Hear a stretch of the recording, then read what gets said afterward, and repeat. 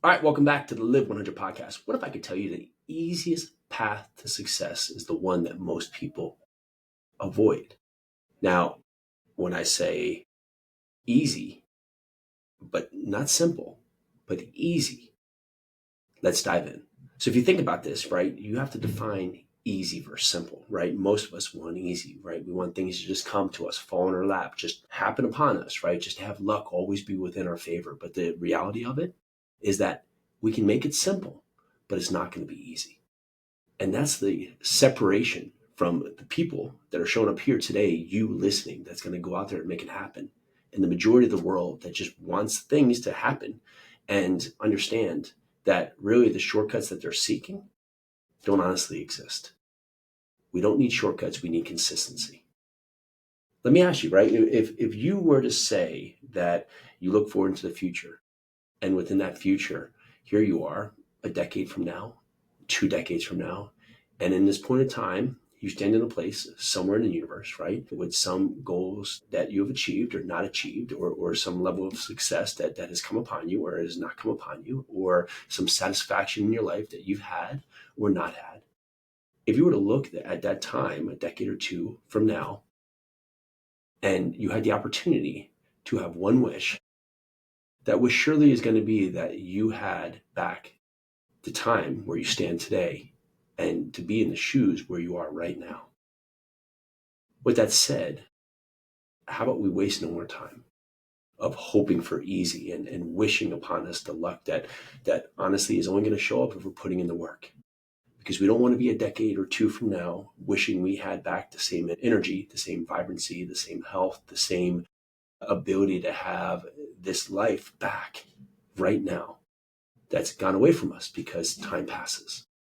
So as you look at your life today, let's think about the whole part is that the easiest path to the success you want is the one that you easily stick to. So let's look at this 3-path formula to success. The first is clarity.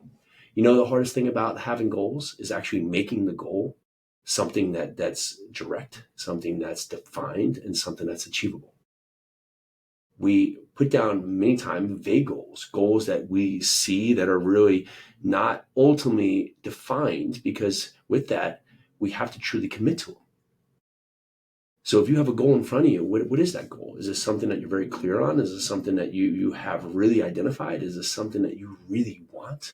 Are you living goals that are truly your goals, or are they the Instagram goals, the goals that you hear that sound good from other people's goals, right? What does it actually look like for you? Because if you can't be clear on your goal, then ultimately, what is the goal that you're seeking? Because if you hit it, do you even know you've arrived at it? The next piece is being consistent.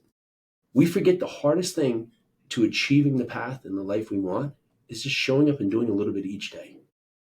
There's many ways to do this. Block off 2 hours and be ruthless with those 2 hours to go after exactly what you want each day.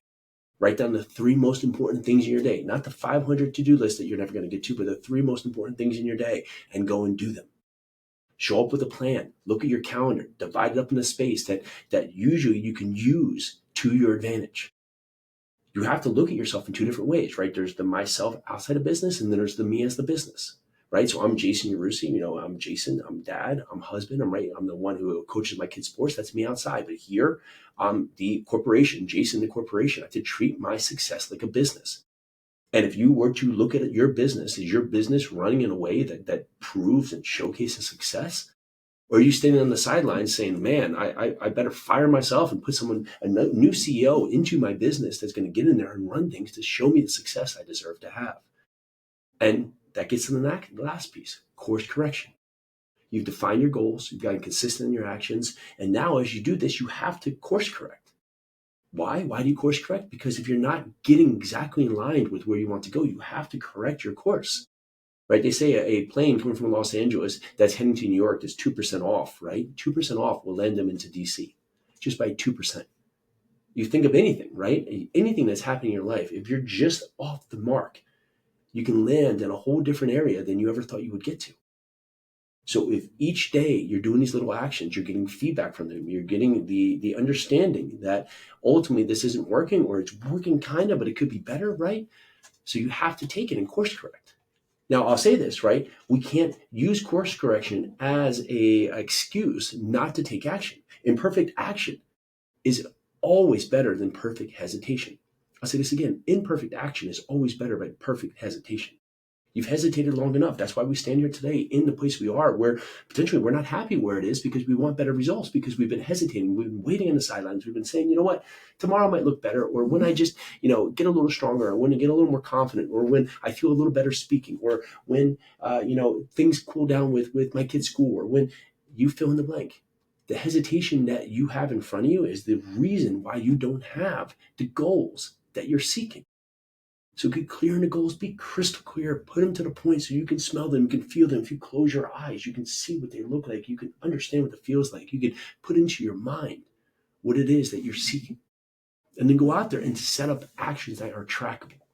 So I want to make $1 million is not a trackable action.